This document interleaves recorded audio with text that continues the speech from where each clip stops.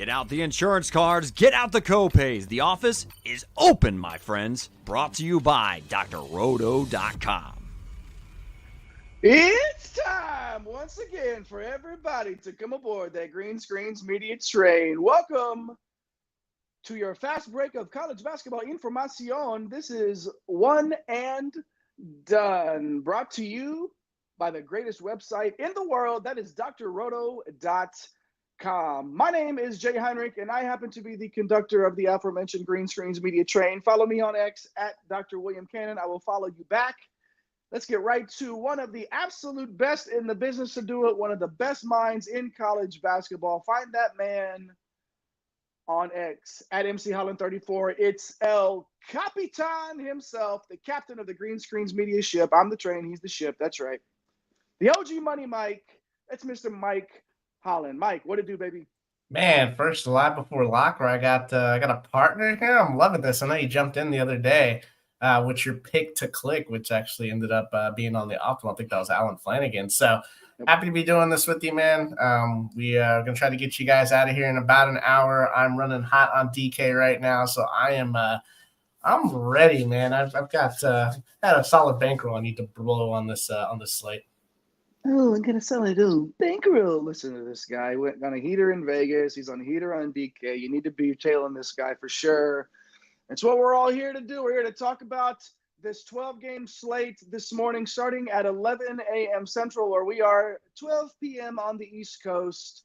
And if you're old out west and you're getting up wakey eggs and bakey with us nice and early out there, it starts at 9 for you. Oh, man, the comments are on fire already in the live chat. And the Kid Goats, we appreciate you.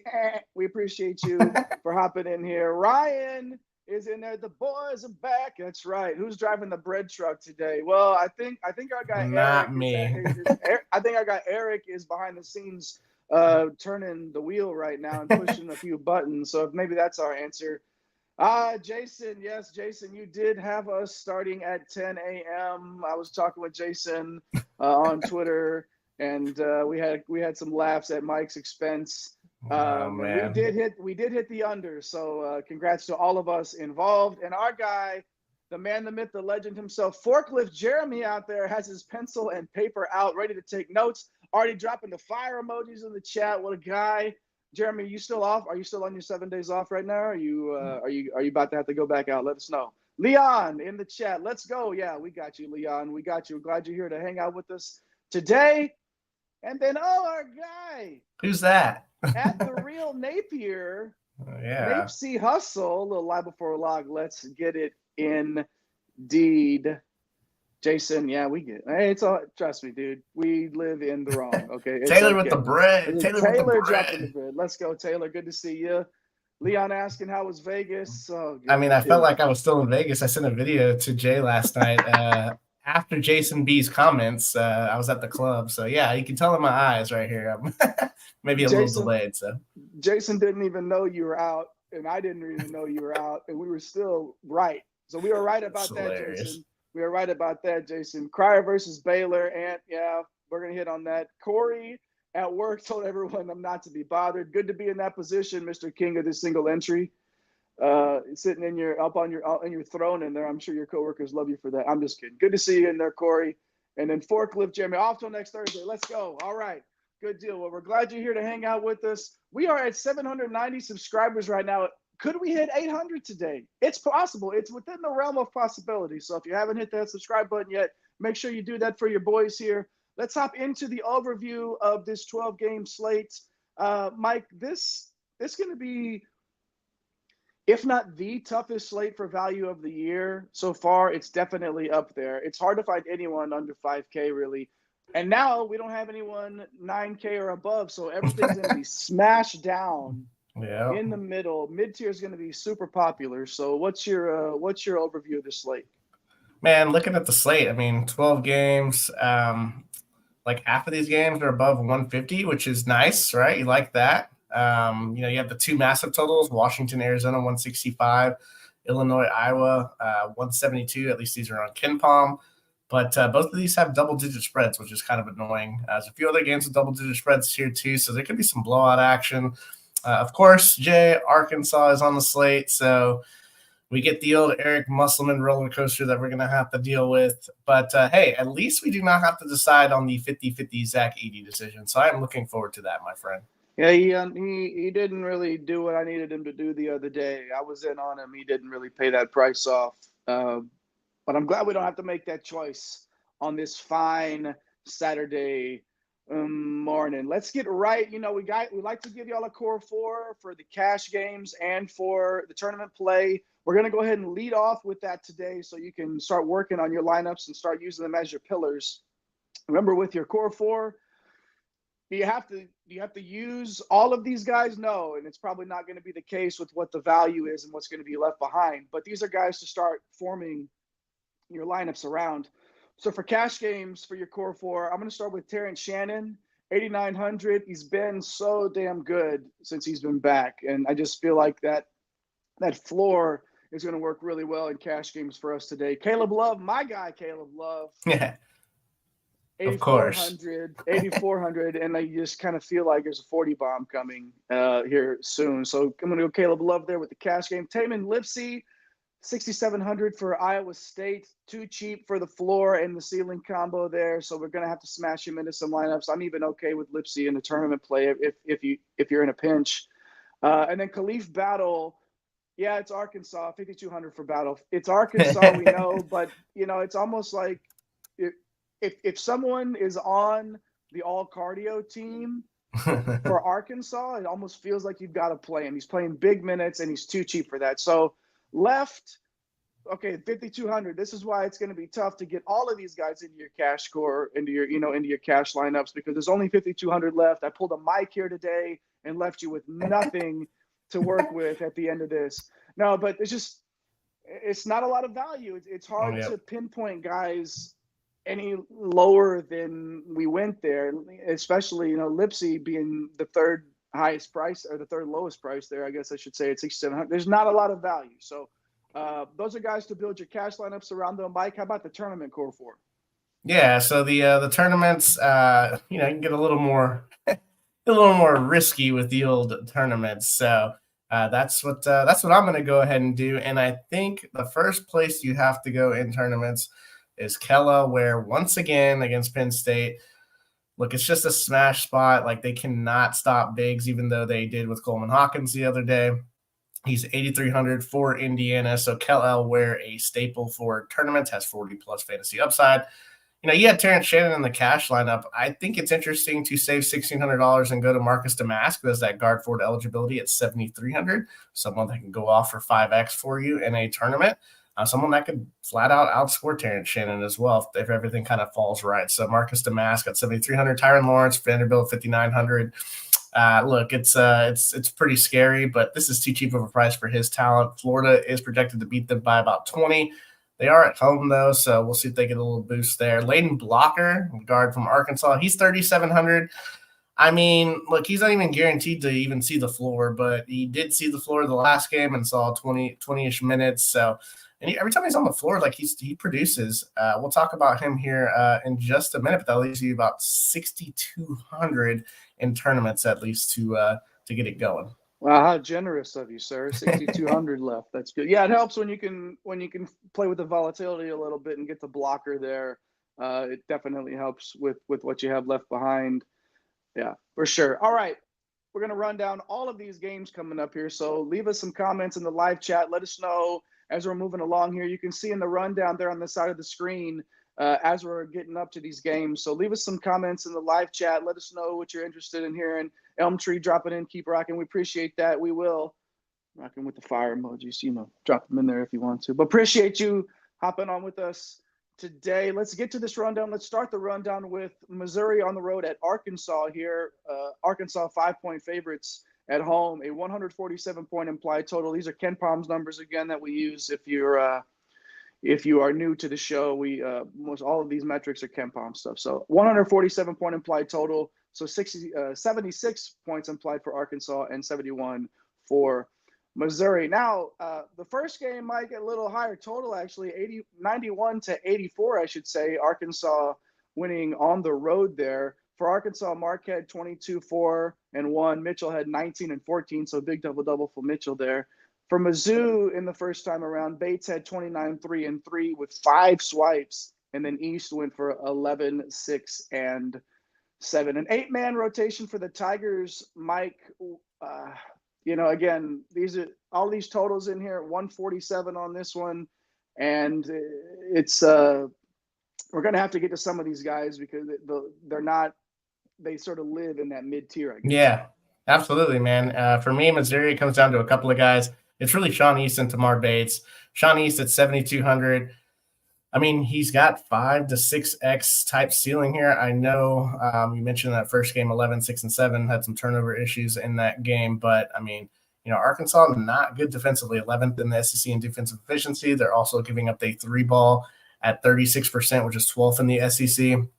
So I'm looking at Sean East. He's shooting 47% from 3. I know he's not taking a lot of them, but he's also a guy that can give you some assists and some rebounding. And then Tamar Bates at 6,700. Obviously, you save $500. You're going to get a high shot rate with him, a little more shot dependent, shooting 40% from 3 on 70 attempts. So definitely don't mind saving $500 going to Tamar Bates here. The rest of this Missouri side is pretty weird and ugly, I should say. But I mean, this total could easily go over. So who you got on this Missouri side, Jay? I do feel like it could go over. Noah Carter, Mr. Carter.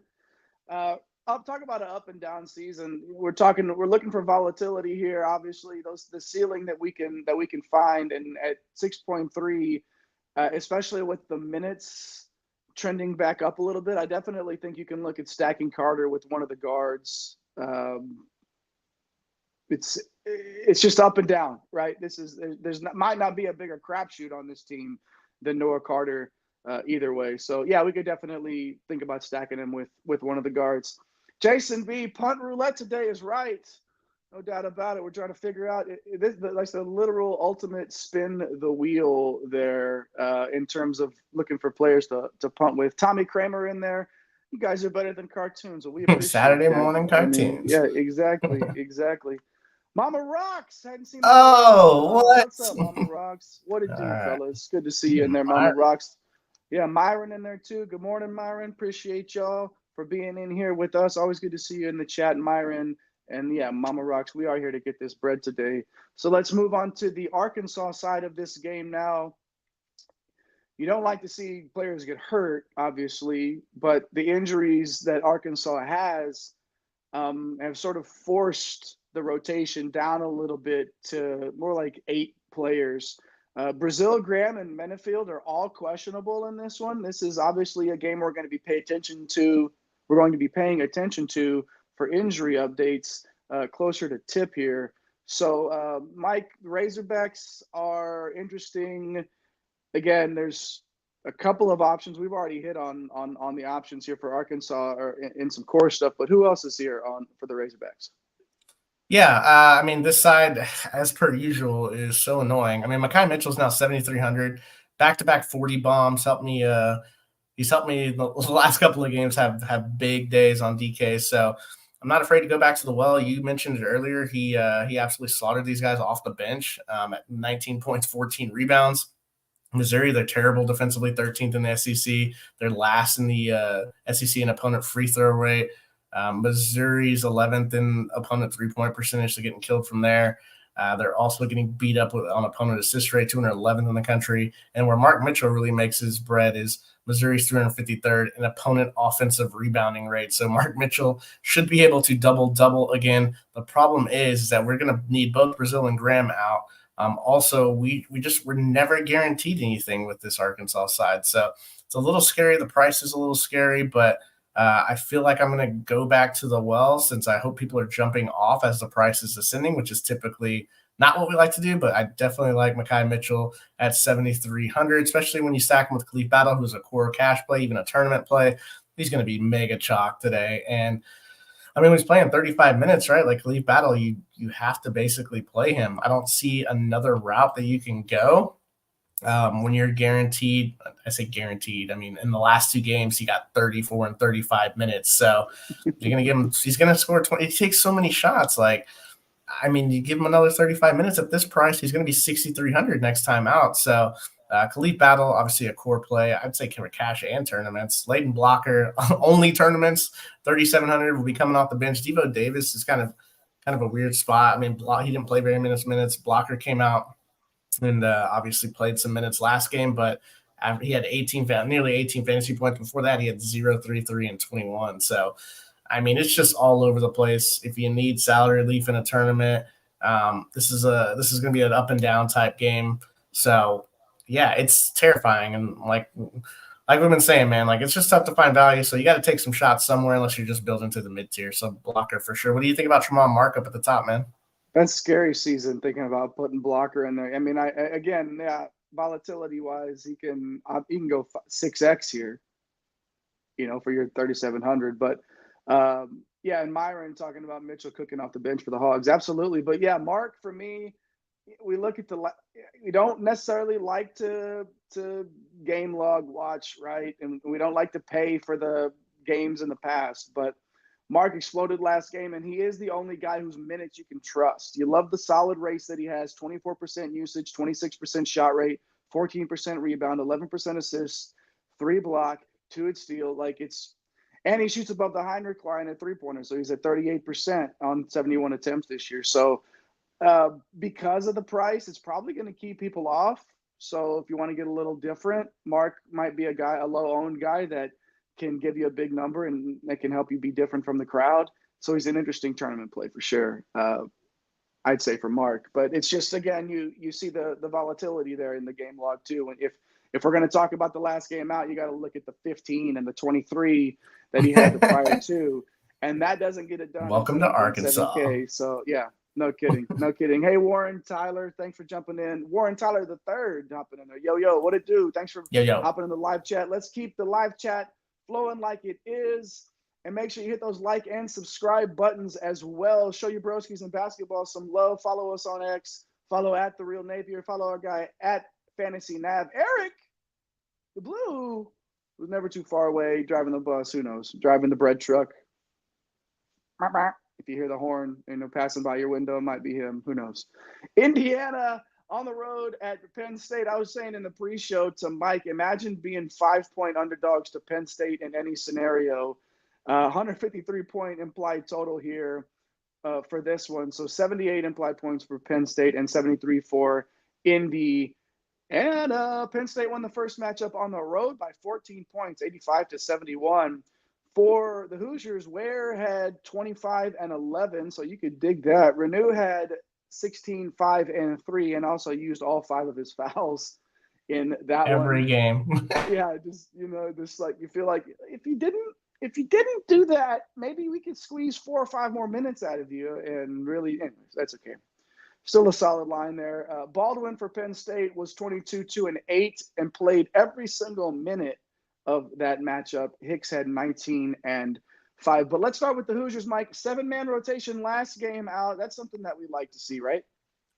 Yeah, absolutely. Penn State 10th in efficiency in Big Ten play. So they're not good at stopping bigs. We've already talked about this. We smashed Kelaware in this first spot. You just talked about 25 and 11. You got to go right back to Kelaware here. I think he's the first player that you select when you're playing tournaments. Get you that 40-plus fantasy points here. And you just kind of move on. I mean, the guy can rebound. He can shot block. They can't stop him inside. He can shoot some threes. So definitely a smash play. I think if you want to get a little different, Malik Renew at 7K, as long as he doesn't foul out or do anything crazy. I mean, also a guy that leads the team in usage rate, shot rate, a 23% combined rebounding rate, but also a 21% assist rate, which is, super nice for the forward position. Obviously the price increase is a little annoying. So I'm hoping to get him around 6,500. But that should keep people off of him, I would assume, especially since a lot of people are going to go directly to Kelaware, especially after what he did to them. But yeah, Penn State, they just can't stop. They can't stop anybody inside. Giving up nearly 55% from 2-point land, and also giving up 294th in opponent assist rate. So Ware an 11% assist rate for a big man, not bad. But Renew a 21% assist rate is pretty solid. So really, my focus is these 2 guys, man. You got anybody else on this squad you're looking at?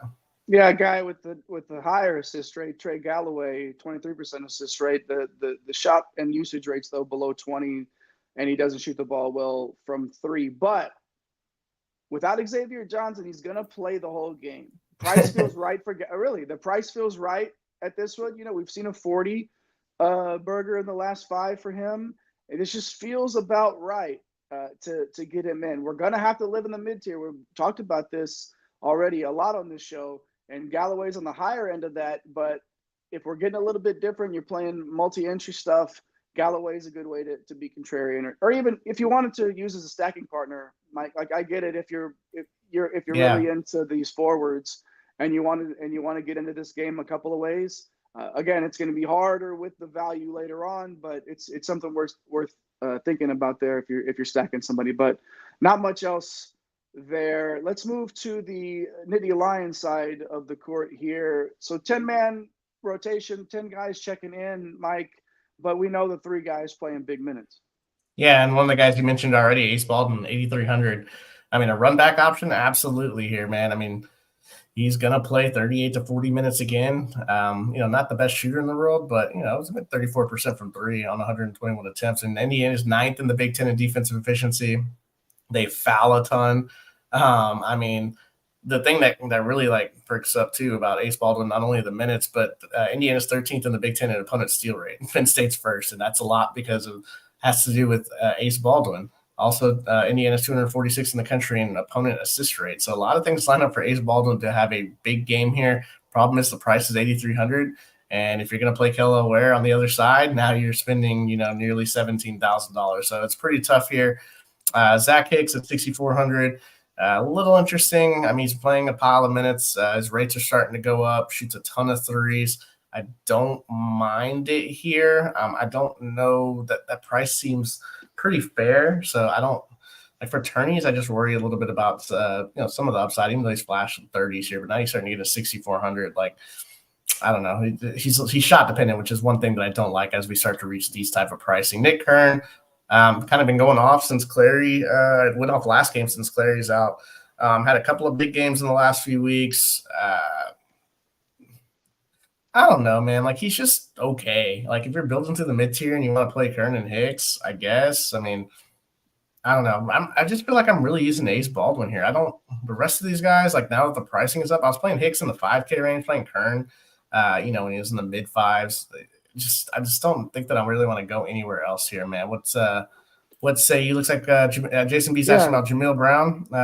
Gets a few more minutes, gets smashed, probably not happening, but maybe. Yeah, I played Jamil Brown the other day in anticipation of the first Clary game that he missed.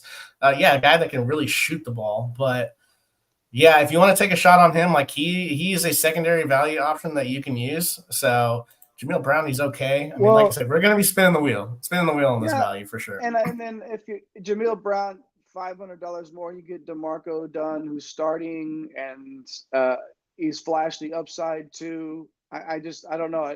I get wanting to get into this game cheap, but Brown, that's just a volatile play. Brown's a definitely tournament only type of a play, and Dunn is sort of the same thing here for me. It's just the upside, we've seen it, but 4,800 again. It's tough to start. Okay, what am I going to need out of Dunn to make this pay off? And am I going to get 20 out of him? Is that going to happen? So I don't know. These are all volatile plays here on the Penn State side. It's tough. So value is so sketch, Mama Rocks. Yeah. So. It's going to be tough, Mama Rocks. We know this. It's going to be a tough one to find value on, especially with these next couple of games here with a couple of totals under 140. So we're going to breeze through these here. Houston, 3-point favorites in Waco against Baylor. Only time they're meeting this year, Mike. Yeah, I mean, I normally just they scratch this game off whenever Houston's on the slate, right? Unless they're being paced up. For me, Jamal Shed, 8,800, that's so expensive, but he's just been so good, 46 and 55 in the last 2. Juwan Roberts, he's there, but I'm just not that interested. Emmanuel Sharp, I was interested when he was 5'4", now he's 6'4". Too much. It's too much. Now you're starting to take out when he scores 30, it's not as exciting, So for tournaments, I mean, I think he's an okay cash type player, Emmanuel Sharp, but now he's just over that 6,200 line, man. I know you like Cryer, man. Is that the play like from Cryer. this spot with that price? And I don't know if it was on purpose or not, but he is under the 6,200 line that you just brought up. And you talked about Houston not playing Houston unless they're getting paced up. Well, they are getting paced up. So I kind of like Cryer here with the upside that we've seen, 30, 35 fantasy point upside. Just trying to get different here. Yeah, he's extremely shot dependent, but he shot 201 threes though. It's something that getting that extra bonus point every time he hits a three there, and he's shooting 38%. So you can definitely dig that at 6,100. So in a time where everything's going to be smashed together in the middle, Cryer being at 6,100 is good, especially with Baylor is 13th in Big 12. Does that even make sense? 13th in Big 12. We don't even know who cares anymore at this point. Baylor is damn near next to last in opponent 3-point percentage, 35.9%. So I like Cryer as a sneaky play here in the mid-tier. Baylor, though, on the other side, Mike, playing 9 guys, 3 starters getting big minutes. Man, I don't like – this is kind of ugly on this side too. Ray J. Dennis, 7,600. Like, no thanks at that. Misi, 6,500. No thanks on that. Like, where's the upside on these guys? Jaden Nunn might be my favorite just because his minutes are going to go way, way up. We had the kind of the – I don't know. I mean, just kind of the bounce back, like, Jaden Nunn. We were playing him at like 4,700 earlier this year and he was getting 30-something minutes. Then the minutes completely fell off. Tournament option, I guess. I mean, that's really all I can say for any of these guys. You just don't play people against Houston. It's just not really a thing. I mean, anybody else here, man? Not even Jacoby Walker? Nah, no. I mean, I guess for like GPPs, but I don't. Yeah. Like all these guys are just GPP options. Walter's sitting there at 6,500. I mean. Yeah, that's large field only, right? Like yeah, you're not for really, sure. Yeah. Okay. All right. Nothing else to see here on the Baylor side. So let's move on now to another just horrific total, 130 points implied here.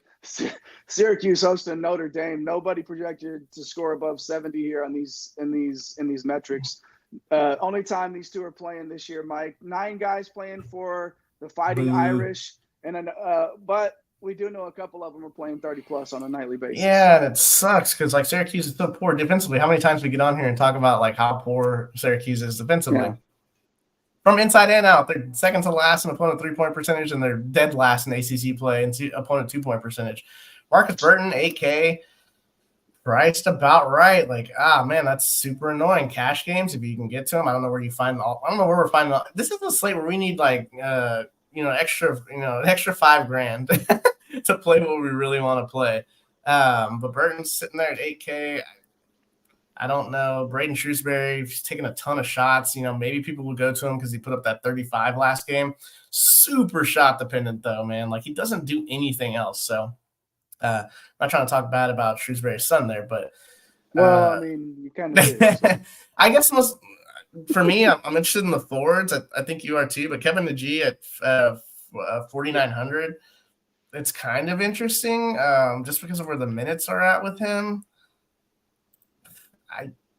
I don't know, man. Like 29 minutes, but like he's played. Look at the shots. Like didn't take a shot in 29 minutes against Georgia Tech. It's ridiculous. It still scored 18 fantasy points, which is why I'm a little intrigued with how poorly Syracuse is defending inside. So, and also they're not a great rebounding team. It feels like, Keba and I don't know, man. What are your thoughts? Tate Davis, just spin the wheel with him and Kerry Booth too, man. What are your thoughts between those guys? Davis is another guy with a high rebound rate on this team and can do some damage. He's got to be in your value player pool. 5K flat, no need to worry. My accountant handles that. But again, it's the minutes, right? Like you talked about with Keba, it's the minutes for Davis that you just don't know. But I think I'm gonna have. I may just go half and half with those two and just ride and see what they happens. Have the matchup advantage. Yeah, it makes sense. It makes sense to get those guys in when nobody is below. Nobody feels safe under 5K, right? Nope. I mean safe, but you know what I mean relative to what we're doing here. So, it's going to be tough. Syracuse though playing 6 guys. That's what we do like to see. We do like to Yeah. see a 6-man rotation, but then obviously that elevates the prices then. Yeah, prices are elevated. Notre Dame's second in defensive efficiency. So that is one thing Shrewsbury has brought over, is a very tough-minded defensive team. To be honest, Jay, like Judah Mintz, Malik Brown, Chris Bell, JJ Starling, the pricing 8,200, right? 7,500 for Brown, Chris Bell 6,900, which is crazy. JJ Starling 6,300. Not for this matchup. I can't do it, man. Like Kadir Copeland was my boy when he was $1,000 cheaper. Can you touch Kadir Copeland? Like I don't feel like we can touch any of these guys here. Mike, this total stinks. It's disgusting. Like if you are going to get into a total like this, like you want someone that can do a lot of things, and Copeland is that guy. There's a reason that he was your boy at one time. 24% usage, 20% shot, 24% rebound, 21% assist, 4% steal rates. I mean, but are there enough possessions at that price? Is the question. It's just so gross. Yeah, it's gross. It's so gross. Win 41 fantasy points last game out, but then if I get 20 out of him at this price, that's not going to get it done. So this total just stinks. I don't know. It's going to be tough to hop in here at all. So some comments in here. Ryan Schnabel. There's punting, and then there's do I punt and risk a 0? I was thinking about that last night at the club. It's true. Like if you just pick somebody at 3.1 and they played 9 minutes and scored 4 fantasy points, like it might be enough today. Stable saying values, just gross. Yeah, underpriced Filipowski. We'll talk about that. That hasn't worked out very well. Jay, Cam saying what's up? And then Michael Lynn, got any favorite prop bets? See if we can cover some of that at the very end. Appreciate you diving in there, Michael Lynn. Yeah, I do like Tony Perkins over on his points. So I knew you were good. I knew you were not going to move on without just throwing one out there. That is not in your being. You are not made that way. I knew you already had one. So good stuff. Yeah, Forklift Jeremy in there too. Everybody keep the live chat flowing. We appreciate that. Now let's get to a little bit higher total. I would say a much more serviceable total to get into. Although the spread is a little bit wider here, so that's gonna if it turns into a blowout, that makes things difficult as well. Florida 19-point favorites on the road at Vandy here. So 86 implied points for Florida, 67 for Vanderbilt. First of 2 matchups this year for these two teams. The Gators are playing 8 to 9 men, depending on the night, Mike. And the starters play big minutes in tight games. But as we just said, a 19-point spread here. If this gets ugly, who knows how this goes? Yeah, I mean, I 86 implied total, right? But then Florida does run out a bunch of guys, especially in their front court rotation, right? It's like 4 guys can jump out there. Walter Clayton, 8,100. I'm not paying 8,100 for Walter Clayton. Like that's too shot dependent for him. 7,900 Zion Pullen is definitely interesting. I mean, a guy that has high shot rate, high 3-point percentage here at 40%, 25% assist rate. I mean, Vandy's last in the SEC in defensive efficiency. They're last in the opponent 3-point percentage. They're almost last in opponent 2-point percentage. They're 276 in opponent assist rate. They're 229th in opponent shot block rate. There are going to be lots of fantasy points scored here. The problem is the pricing, like you said, Jay, earlier. Now we're starting to like really get into these high price, like Walter Clayton, 81. He was 6,600 not that long ago. Zion Pullen closing in on 8K. For me, like I just want to take a shot and maybe get into someone like Alex Condon and hope that Henlockton or Samuel get into foul trouble. He's a guy that's a fantasy point per minute player. 33% combined rebounding rate, 10% assist rate for a big man, 6% block rate. In a blowout, like coming off the bench, it feels like he's got 25 to 30 fantasy point upside here. And I don't think he's going to be owned at all. So I'm a little interested in him coming off the bench. Man, I don't want to pay up for pulling at Clayton, man. What else you got on the squad? Who's going to be more owned, Condon or Richard? They got the same exact price. Oh boy. I mean, I would think Richard, because I don't know that a lot of people are going to go to Condon. Yeah, I mean, I don't know. Richard's going to be. I understand it too.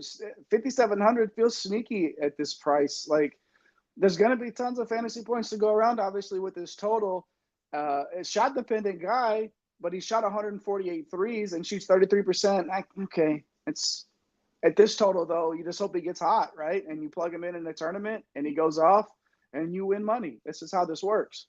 Richard is a guy that's capable of that. So he sort of separated himself in the Kugel split again. So it's something. Richard's somebody worth considering for sure. Vandy on the other side. This is another Arkansas situation where the minutes are all over the place, and they play a ton of guys. Yeah. But their best players will play over 30. Yeah, this is I really want, because these games are crazy, and I give a little bit of a bump to Vanderbilt. I would like them to cover here, for sure. I think it's 17 in Vegas. So Ken Palm likes Florida's metrics a little bit better. Ezra Mannion 6,600. I do like him, especially since Tyron Lawrence is 5,900. So he spent $700 more. A lot of people are going to go to Tyron Lawrence at that price because he's too talented. Ezra Mannion, honestly, like his rates, 25% usage, 30% assist rate. A guy that can go out and get you 28 to 30, 35, 36, 37 fantasy points. Give these guys the home boost. This game stays within 10. Like, you got to like the pricing on this Vanderbilt side. And then Tyron Lawrence sitting there at 5,900. Like I just mentioned, like just too cheap for his talent. That's why he's a tournament option. He has not been great recently, but we know this guy has 35 to 40 fantasy point upside, which makes him a tournament play for sure. But like you talk about volatility, and it is just really this entire Vanderbilt team is volatile. So it's not like nothing is safe here, and their total's not great. Like Evan Taylor, Jay, he's 5,300. He's like the other guy that plays 30 minutes, man. Would you be willing to roster him at that price point, which is kind of like the new mid-tier for us late in the season? Yeah, definitely. The other two, Mannion and Lawrence, are going to be so popular.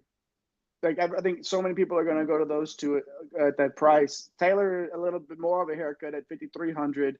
Played 31 minutes last time out. So if you're wanting to pivot off of those other guys, an attorney with someone that's close to a value price and can fit in anywhere with the guard forward eligibility, with the starting pitcher as a relief pitcher, dude, pitchers and catchers reported. Man, I'm so jacked. Anyways, Evan Taylor, yeah, I think he's somebody that you got to consider, especially that is going to we feel like is going to play big minutes in this one. So Jason B hopping in there, Lion King could be the pun of the day. What do you think? Mustafa. Yeah. Mufasa. That's not Mufasa. Maybe.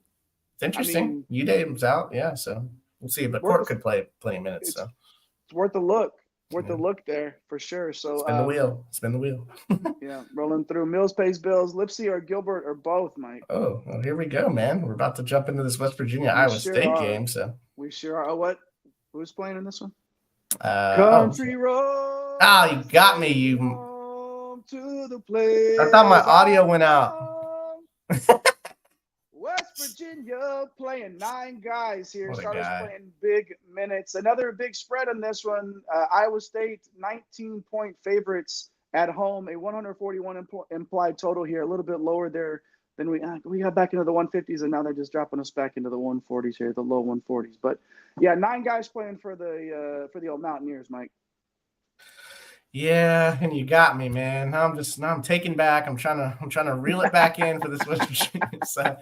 Hey, look, Iowa State, obviously a great defense. They actually struggle a little bit inside. They're 10th in the Big 12 in opponent 2-point percentage. So Jesse Edwards, like really the only thing that I like from this side, 7,400, coming off a 36 to 38. Yeah, there's the 11, right? But also a 30 and 34. Like at that price point, I in the matchup, I'm kind of interested in Jesse Edwards, but the blowout absolutely looms. I mean, the guy has massive usage, shot, rebound, block rate. So Jesse Edwards for me, if you have to like get into this game, but I'm not interested in anything else, Jay. Should I be interested in anybody else? My guy, Raekwon. Oh, you're gonna go Raekwon? Look at the rates: 30% usage rate, 33% shot rate. It's a tough matchup. I get it, right? It's definitely a tough matchup. So large field and 6,800 it's in the mid tier technically, on the higher end of that, but throw in the 17% rebound rate, 2% block, 2% steals, like somebody I think you're gonna have to work in at 6.8K for sure. Large field only. Okay. Yeah. Iowa State side though, Mike, 7 guys playing most of the minutes here. A little bit easier to pinpoint it down in terms of who we should target. But is there anybody that we actually should target for the Cyclones? Yeah, I think you have to get, and it goes back to the question that was just asked, Lipsy or Gilbert or both. So here it is, right? West Virginia, they're last in the Big 12 in defensive efficiency. They're 13th in opponent 2-point percentage, so really getting beat up on the drive and inside. And they're also last in the Big 12 in opponent steal and shot block rate. So there should be a ton of fantasy points going around for Iowa State here. Taman Lipsey, like I said, one of our core plays in the cash, just takes too many shots, has such a nice steal rate, 5%. Shoots 36% from three, 19% assist rate. He's still too cheap. He should be 7,700 in this matchup.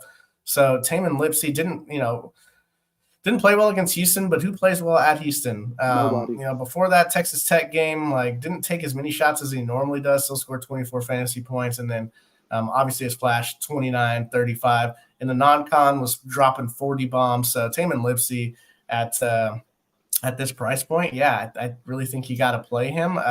Keyshawn Gilbert, man, yeah, he's going to be popular. So Keyshawn Gilbert's right there, man. Are you down for a little pivot action here? Yeah, definitely. We know the Mountaineers defense is just horrific.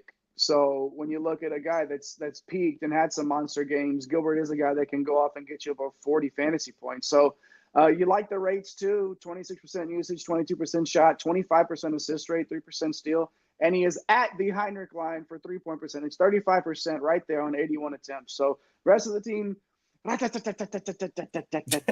spin the wheel there. But pivoting off of Lipsey. Lipsey's going to be so popular. So yeah, I don't know that you can play both, man. Just because of the blowout, it's tough if they win by 19. Some of their backups are gonna.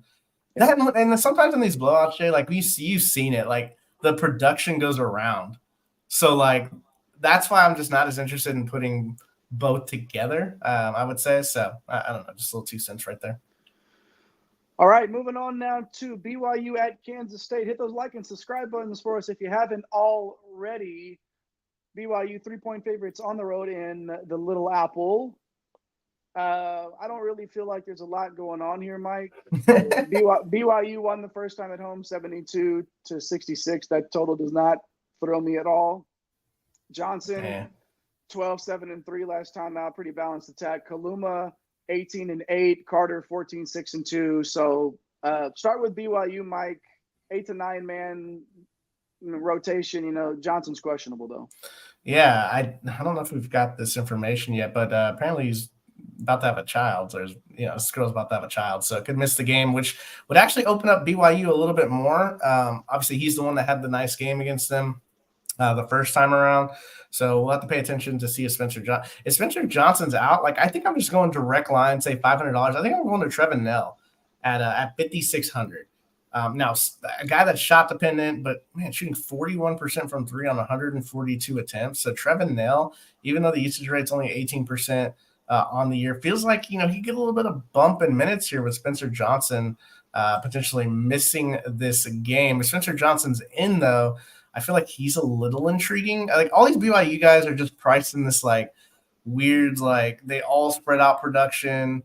Khalifa, Traore, even a guy like Jackson Robinson, who I think you like a little bit is a baby been born. Okay, yeah, Johnson traveled with them. Okay, all right. Game. So there you go. Oh God. What happened the last time? We told you that trust the new Josh dad. Josh Oduro. Oduro, yep. Trust it. Oduro went for over 40 fantasy points that day.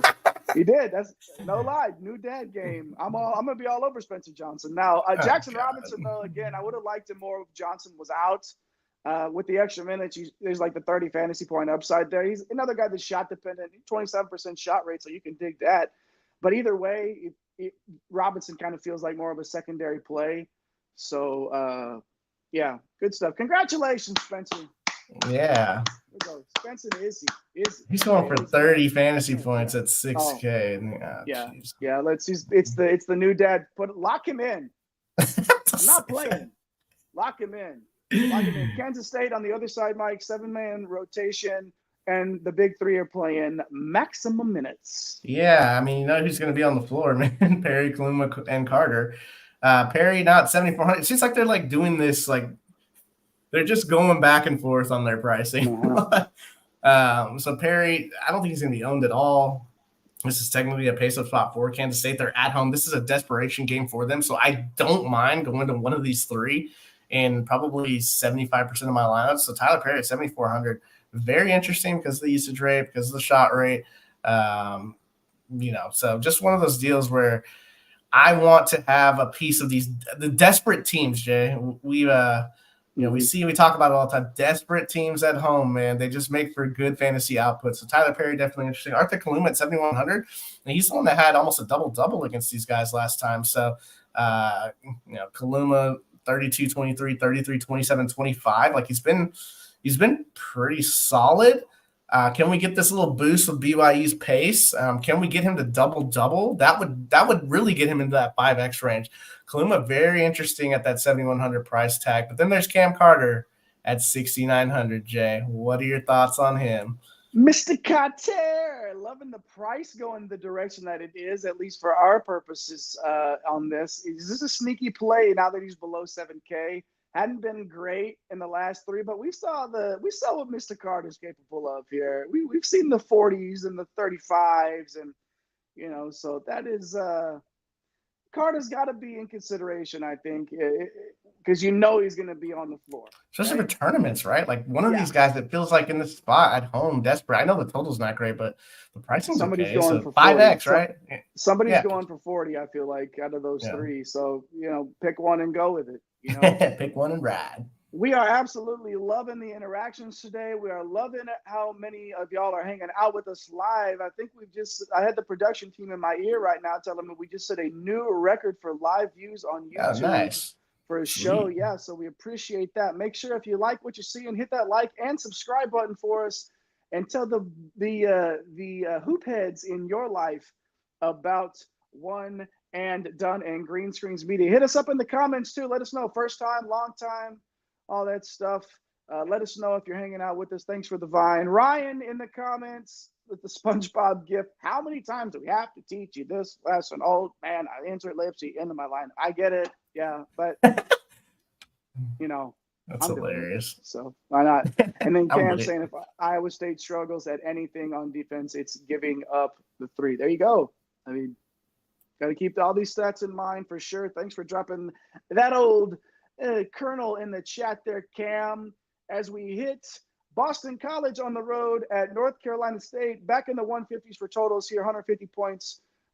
North Carolina State 77 implied, Boston College 73. Way back before Christmas even. It was an overtime game between these two. NC State won on the road by 6, 84-78. Horn had 21, 5 and 5. DR had 8 and 18 off the bench in the NC State win. And then for Boston College, Zachary had 26 and 4, and then Post put up 18, 7 and 2. Starters are playing 90 minutes. That'd be great if I knew this. I would sign up for that. We would sign up for Boston College for sure. Sign up for some soccer. Starters are playing. This is not playing from the back when we were doing the World Cup coverage. That is not what this is. This is one and done. And Boston College starters are playing 30-plus. They do check in 9 guys, though, Mike. Yeah, NC State, solid defensively, 6th in the ACC in defensive efficiency. They do foul a ton, so Boston College gets to the line here. NC State also giving up the 3-ball in conference play, over 36%. So you like that factor for some of these guys that shoot the 3-ball, like a Quentin Post, 8,500. Question is, how do you get to Quentin Post? But massive rates. Had a solid game, 18 and 7 against these guys. More of a contrarian tournament option here, but you love his assist rate. You love his shot blocking ability. You love that he shoots 44% from 3. Like Quentin Post, one of the highest ceilings of anybody on this slate. Like there's no Edey, there's no Baycott, you know what I mean? So like outside of an underpriced Filipowski, there's not these star forwards that we're used to just jamming in at, over 9K. So Quentin Post at 8,500, if you can figure out how to get to him, it's kind of interesting. Jaden Zachary at 7K. Man, like cash game play for sure. Yeah. Really had a good game against these guys the first time out. I don't know at 7K that he has tournament upside to win you a tournament, but 31, 31, 30, 20, 29, like give me some of that cash, especially with the way he played against them the first time. So really just looking at those two guys, man. Like, is there anyone else at the bottom or in the middle that you're looking at for this team? I think Devin McLaughlin's interesting. The rates don't jump off the page immediately, but if you sort of paying attention and diving into conference play numbers, they've gone up. Those numbers look a little bit better if you just pull them out of conference play. This is a solid mid-tier option here, especially if you can't get the post. I understand that that's going to be tough, especially if you're playing. You're not going to be able to play two guys over. I mean, 8K. It's going to be really tough. Good luck today. So if you're not able to get the post, McLaughlin in the mid-tier is a solid option at 6.2K, 4 to 5X upside, if you ask me. So McLaughlin would probably be the only other guy I'd consider on this side. North Carolina State, though, Mike, outside of Horn and Morcell, it's really a crapshoot. 8 to 9 guys in there, but those are the two that we know are going to be on the court. Yeah, no, Horn's 8,600, which is super annoying. He was 8,300 last time out, dropped that 38 piece, got the 41 before that. Now he's at a level where I don't know how the hell we can get to him. So, DJ Horn in the tournament player pool, obviously 21-5-5 in this first matchup. So, yeah, definitely someone that you can get to if you can find value. Mohamed Diarra, I think, is probably my next favorite play on this team. A little bit of a head scratcher last time out at 5,700, dropped 22 fantasy points, but really ceded some of his minutes to some of the, obviously they still have DJ Burns there. Will Middlebrooks is there, which kind of gets annoying with this rotation. Not a high usage of shot rate guy, but a guy that can really rebound and block shots. And yeah, remember when we were core locking him in at 3,700, now he's 6,100. I think we were doing it right then. So another tournament option for me, just tough to get to these guys. Like they're just priced like more than what we've been playing them, and it makes it tough in this environment, man. So what are your thoughts here? DR is one of those players where even if he's not getting off his shots, he can just the rebounds are going to be there, and then if a couple of the shots are going in, and he does, and it's not like he'll shoot the three a little bit, so it would be nice to get him. I remember I long for the days of sub 4K DR. Michael O'Connell at 4.8K, a GPP dart probably only. The minutes and production have been so up and down. So if you're just last guy in, you're 4.8. What do I got to do? O'Connell's a dart that you could probably throw. Yeah, I guess. But other than that, man, I don't. Pretty ugly on this side. Yeah, pretty UGO. They ain't got no alibi. It is ugly. For show, Mama Rocks, you had to miss a little bit because you had to go get breakfast. I get that. I get it. We're here. You can go back and rewind and do whatever you got to do later on. Yeah, since we're going to be, we're probably going to give you guys another hour 15, hour before lock to re-listen. So Duke and Wake here. First matchup a few weeks ago. Duke won at home, 77-69. Salas was Salas, but everybody else was quiet for Wake. And then Mitchell, 23-8, Filipowski 21-11-2, McCain 17-10-4. So 8 to 9 guys checking in, but it's really 6 guys getting the most minutes, Mike, for Duke. Yeah, absolutely. On this Duke side, I mean, Wake Forest actually been pretty solid defensively, 3rd in the ACC in defensive efficiency. Wake Forest 12th in opponent free throw rate. Filipowski's 8,100, which is super, super annoying. Putting up a 35 last game is okay, but dropped some 16s and some mid 20s. So don't mind him. Jared McCain at 7,800, obviously went off a few games ago. Came back down to earth last time out. Great NBA prospect. He's kind of a Bradley Beal type. Shoots a lot of threes. So you can look at Jared McCain. Mark Mitchell at 6,800. Just kind of one of those deals. Has 5X upside for sure. Has flashed 35 fantasy points. So, yeah, I definitely don't mind looking at Mark Mitchell here. Jeremy Roach at 6,500, just kind of a cash play. He's been mid-20s. Seems like every time out, just solid rates here. So, a little bit of Jeremy Roach is okay, I guess, for cash. On this Wake Forest side, though, Wake's got an 8-man rotation. Starters are playing 30-plus minutes, but Duke, another solid defensive team, 5th in the ACC in defensive efficiency. They are giving up some assists, and they are giving up some some opportunities for opponent shot blocking. Hunter Salas at 7,400, definitely in the player pool. I've had a nice game against them last time. I don't know that I have much interest in Carr and Hildreth. I think Efton Reed at 6,300 is pretty interesting for tournaments. So I'll be firing him off in some tournaments, especially since no one's probably going to go here. But what are your thoughts on this Wake side, Jay? Do you have anybody in mind here that you'd want to play, or is it kind of just one of those deals where you just maybe look to the Duke side for a 1-0 type deal? Oh, we got you on mute, Jay. Yeah, I think that might be the case here. We're just trying to, I don't know, man. This is I'm having a difficult time with. I mean, Jeremy Roach, right? Like cash play, mid-20s every time out, solid rates all the way around. So, anybody on the Wake side that you're interested in? But Wake, I mean, Kevin Miller, another cash play just like that, 8K. Yeah. We were playing in 8K earlier in the year, 4 to 5x upside. But it's a huge game for Wake. Like, we're talking about games that matter to these teams and teams that need it, and this is a huge game for Wake. So Miller is definitely one of those guys with the upside, and at 6K flat, I could deal with Miller for sure. Washington and Arizona now moving on through this one. 166 point implied total. We dig that. Only time these teams meet this year. 90 points implied for Arizona in this one. 14-point spread. Washington, though, Mike, plays the 8 men with the starters playing a ton. Yeah, and I think really I'm looking at Keon Brooks, 8,400. But the question is, how do you get to these guys? So, Keon Brooks is there at 8,400. You're gonna have to take a dart on someone under 4,500, I guess, because there's just or late news. Late news would just absolutely change this slate. Corin Johnson at 6,400. Had him at 12% last time out. I think that was on the Thursday night slate and got third in the dollar.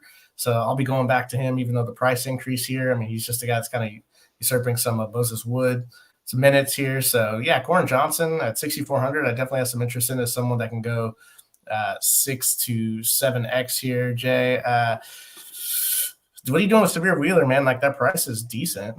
Yeah, don't forget about him. High usage shot and assist rate at that price can get you 35 to 40, So I think Wheeler is definitely somebody you've got to consider.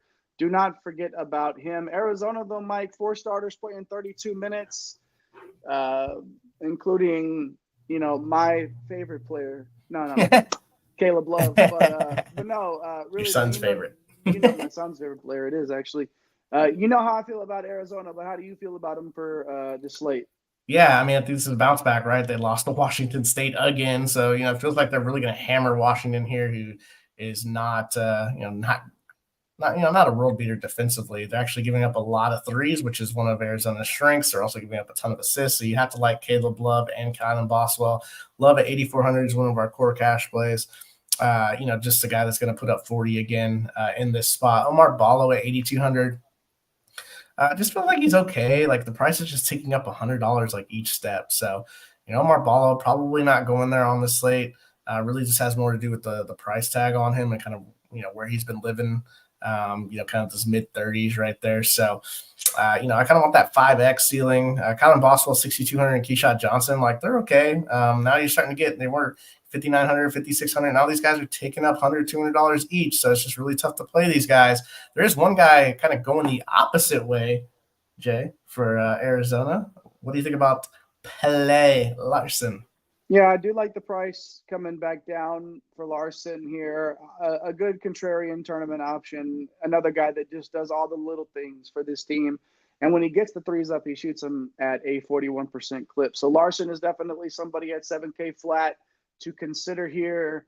I mean, this is a game to get into, but here, the next one that we're getting to here with Illinois and Iowa, the total, this makes me, it warms the cockles of my heart, I believe, is how we say this.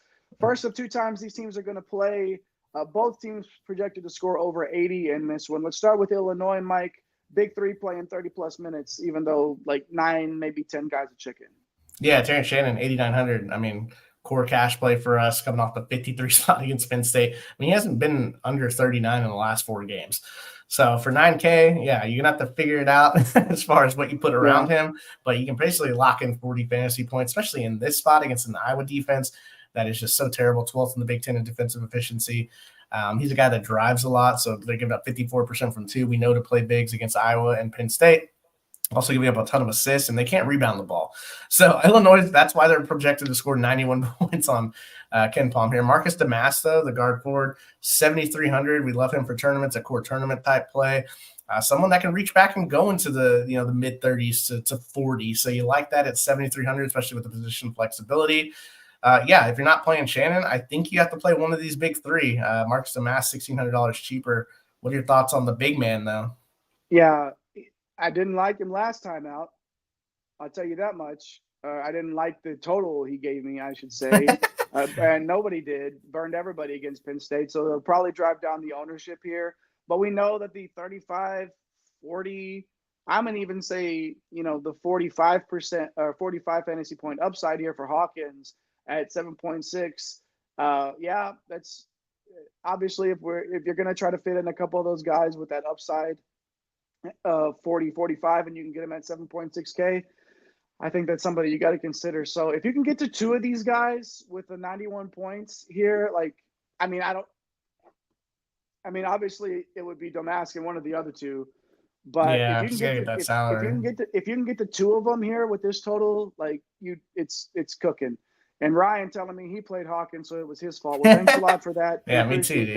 Yeah, no, we were all on it. It is what it is. But I think the upside is there. Iowa, Mike, 7 to 8 guys playing.